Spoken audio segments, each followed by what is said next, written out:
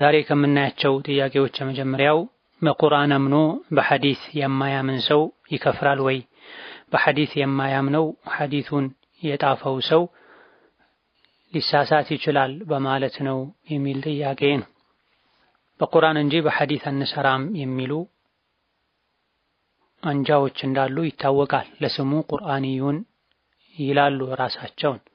ነገር ግን ማንኛውም በአላህ በመልእክተኛው በኢስላም አምናለሁ የሚል ሰው የነቢዩን አለይሂ ሰላቱ ወሰላም ሱና ሐዲስ አምኖ ሳይቀበል እስልምናው የተስተካከለና የተሟላ ሊሆንለት አይችልም። ቁርአንና ሐዲስን መነጣጠል አይቻልም። አላህ በተከበረው ቃሉ አጢዑ ላህ ወአጢዑ ረሱል ብሏል። አላህን ታዘዙ፣ በቁርአን ስሩ፣ በቁርአን እመኑ ማለት ነው። ወአጢዑ ረሱላ መልእክተኛውን ታዘዙ ብሏል። መልእክተኛውን መታዘዝ የተናገሩትን መቀበል ማለት ነው። አድርጉ ያሉትን ማድረግ፣ ተው ያሉትን መተው ማለት ነው። በሌላኛው አንቀጽም ወማ አታኩም ረሱሉ ፈኹዙሁ ወማ ነሃኩም ዐንሁ ፈንተሁ ብሏል። ነቢዩ የሰጧችሁን ያዘዟችሁን ተቀበሉ አድርጉ፣ የከለከሏችሁን ተከልከሉ ብሏል። ነቢይም በሐዲታቸው እኒ ኡቲቱል ቁርአነ ወሚስለሁ መዐሁ ብሏል። አላህ ቁርአንን ሰጥቶኛል አምሳያውንም ቢጤውንም ከሱ ጋር ሰጥቶኛል ብሏል። ሐዲስ ማለት አኺር ዘመን ላይ መቀመጫቸው ላይ ቁጭ ብለው ቁርአን በእጃችን አለ፣ ቁርአን ውስጥ ያገኘነውን ሐላል እንሰራለን፣ ቁርአን ውስጥ የተከለከልነውን ሐራም እንርቃለን የሚሉ አሉ። ቁርአንና ሐዲስን የሚነጣጥሉ ይመጣሉ። ይሄ እንደሚከሰት ነብይ ተናግረው በእንዲህ አይነቱ ጊዜ መሆን ያለበትን አስከትለው ተናግሯል። ቁርአንም ሐዲስም የመጣው ከአላህ ዘንድ እንደሆነ በአላህ በእስላም የሚያምን ቁርአንና ሐዲስን መነጣጠል እንደሌለበት ተናግረዋል። ይህ ከመሆኑ ጋር በሱና ወይም በሐዲስ አንሰራም። ምክንያቱም ሐዲስ ውስጥ ደካማም ትክክለኛም አለ። ሐዲስ አስተላላፊዎች ሰዎች ናቸው፣ ሊሳሳቱ ይችላሉ የሚል ለራሳቸው የመሰላቸውን ተልካሻ ምክንያት በመደርደር የረሱልን ሐዲስ አንቀበልም፣ በሐዲስ አንሰራም የሚሉ አሉ። ይሄ አላህን ማመጽ ነው። ቁርአኑ ላይ አላህ ወአጢዑ ረሱለ ብሏል፣ መልእክተኛውንም ታዘዙ ብሏል። ሙሉ በሙሉ በሐዲስ አይሰራም ብሎ ማመን፣ ሐዲስን ሙሉ በሙሉ መመለስ ኩፍር ነው፣ ከእስላም የሚያወጣ። ይሄን የሚያደርግን ሰው ማስጠንቀቅ መምከር ያስፈልጋል። እምቢ ካለ ከሱ መራቅ ግዴታ ይሆናል። ምክንያቱም የነቢይን ሐዲስ ሙሉ በሙሉ ማስተባበል ከእስላም የሚያስወጣ ትልቅ ስህተት ነውና። ሙስሊም የሆነ ሰው በአላህ በመልእክተኛው የሚያምን ሰው የነቢይን ሱና ሐዲሳቸውን ሊቀበል፣ ትክክለኛ የሆነውን ሊሰራበት፣ የከለከለውን ሊከለከል፣ የሐዲሱ ትክክለኝነት ያጠራጠረውን ደግሞ ሊያጣራ ዑለሞችን ሊጠይቅ ይገባል። ሐዲሱ ضعيف ስለሆነ ልቀበልም ይቻላል፣ ችግር የለው። ሐዲሱ መጣራት ስላለበት ቆም እላለሁ እስኪጣራ፣ ይሄም ይቻላል፣ ችግር የለው።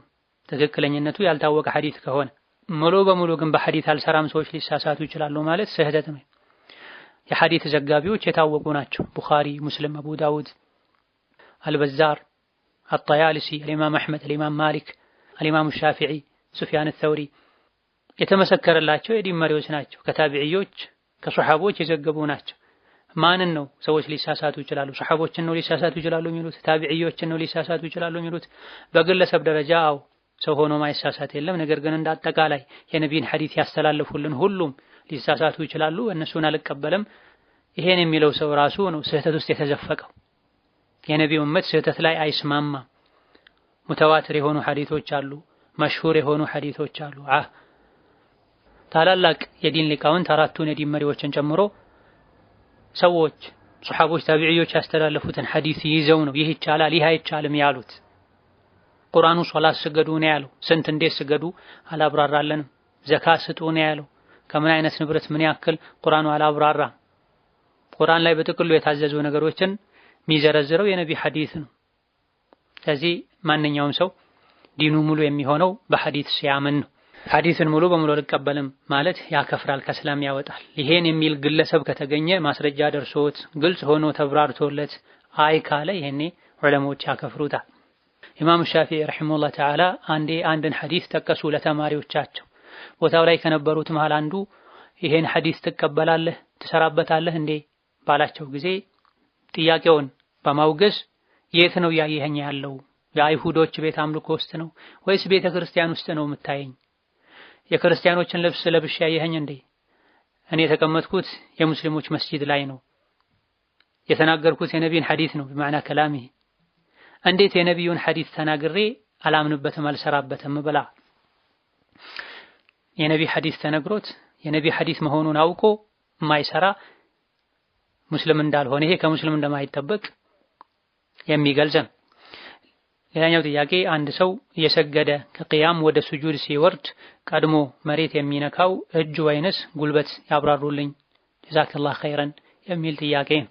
ራጂሑ ትክክለኛው ብዙሃኑ የሐዲስ የፊቅህ ሊቃውንት የመረጡት ወደ ሱጁድ በሚወረድበት ጊዜ ቀድሞ መውረድ ያለበት ጉልበት ነው የሚለውን፣ ቀድሞ መውረድ ያለበት እጅ ነው የሚሉ የተወሰኑ የፊቅህ ሊቃውንት አሉ። ነገር ግን ሐዲሱ መቅሉብ ሆኖ ነው ሐዲሱን ያስተላለፈው ሰው ተቀላቅሎበት ነው።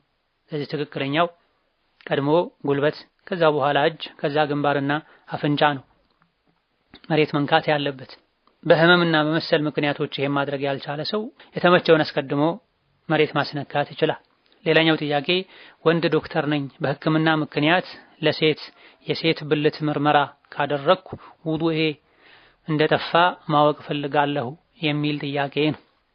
የጤና ባለሙያዎች ሌሎችም ትልልቅ የሚባሉ የሥራ ዘርፎች ላይ ሙያዎች ላይ የተሰማሩ ሰዎች ዲናቸውን መማራቸው ያልገባቸውን መጠየቃቸው የሚበረታታና የሚያስደስት ከኡማው ኸይር እንዳልጠፋ ተስፋ ሰጭ የሆነ ተግባር።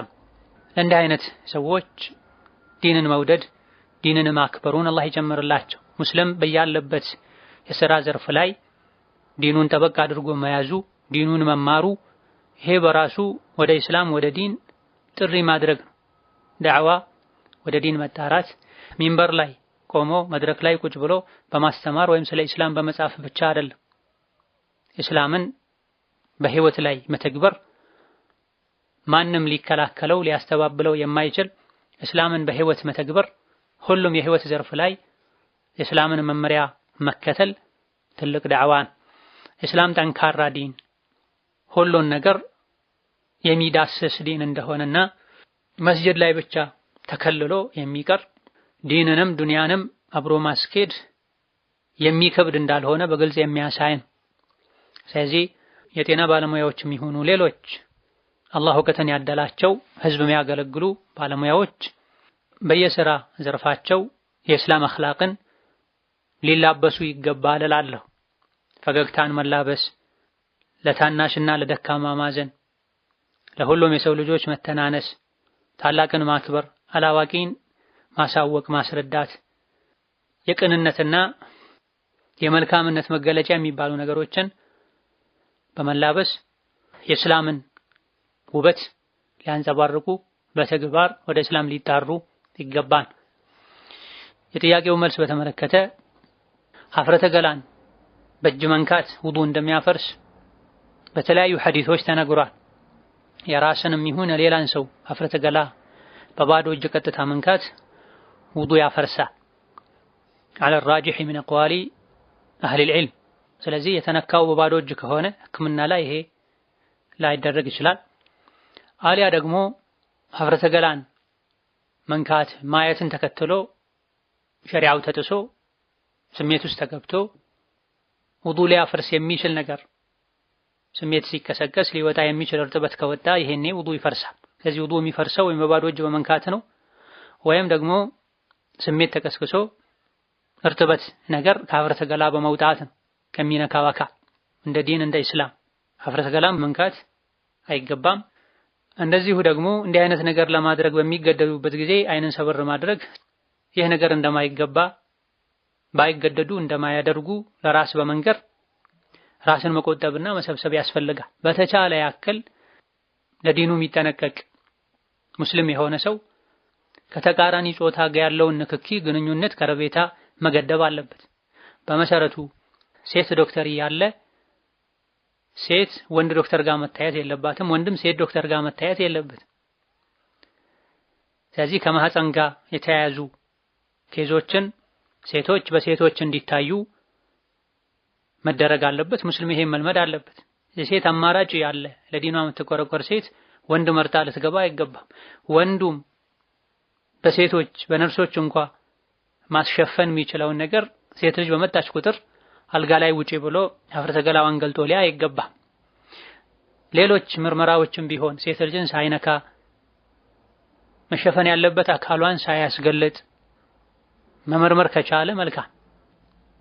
ምርመራው በስስ ልብስ የሚቻል ከሆነ የልብ ምትን ለማድመጥ እንኳ ልብስን ማስገለጥ አሊያ ደግሞ እጅን ወደ ውስጥ አስገብቶ መንካት አይገባም።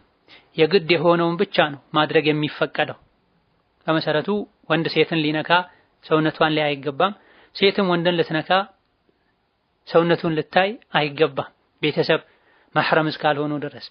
ነገር ግን አማራጭ ከጠፋ ለሕክምና ተፈቅዷል። ወንድ ሴትን ሊያክም ይችላል። አማራጭ ከሌለ ሴትም ወንድን ልታክም ትችላለች። አማራጭ ከሌለ በሩራ ከሆነ ይሄ ካልተደረገ የሰው ህይወት ሚያልፍ አካል የሚጎድል ከሆነ እዚህ ደረጃ ግን ካልተደረሰ ወንድም ሴትን ከማከም በተቻለው ያክል ሊቆጠብ ይገባዋል። ሴት ወንድ ጋር ከመግባት፣ ወንድም ሴትን ከማከም፣ ወንድም ሴት ጋር ከመሄድ፣ ሴትም ወንድን ከማከምና ከመንካት ሊጠነቀቁ ይገባል።